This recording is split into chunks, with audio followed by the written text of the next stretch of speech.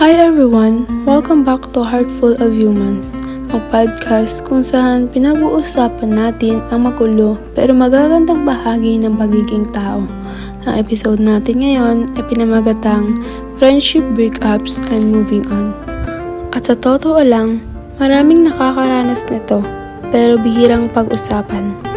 Alam nyo, kapag naririnig natin ang salitang breakup, ang unang pumapasok sa isip natin ay romantic relationship. Mga dramatic endings, iyakan, tissues, lahat na. Minsan, mas masakit pa kasi ang mga kaibigan, sila ang mga taong kasama natin sa lahat. Sila yung akala nating mananatili habang buhay. Pero ayun, minsan, ang forever ay hindi talaga forever. Pwedeng dahan-dahang mawala. Hindi nagre-reply agad, hindi na natutuloy ang mga plano, iba na ang priorities.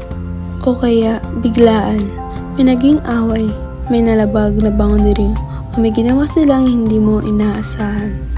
Ano man ang dahilan, totoo ang sakit, at oo, grief pa rin yan. Hindi lang tao ang namimiss mo, pati yung memories nyo, inside jokes, at yung version ng sarili mo na nabuo dahil sa friendship na yun. Okay lang malungkot, magalit, malito o kahit makaramdam ng konting ginhawa. Lahat ng emosyon mo ay valid. Hindi makakatulong ang pagpanggap na hindi ka nasasaktan. Hindi lahat ng friendship matatapos ng maganda, pero hindi ibig sabihin walang halaga ang binuo nyo.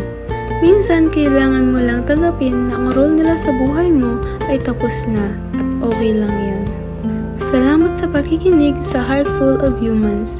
Kung napagdaanan mo ang friendship breakup, tandaan mo, hindi ka nag-iisa. At may mga bagong koneksyon na naghihintay sa tamang panahon.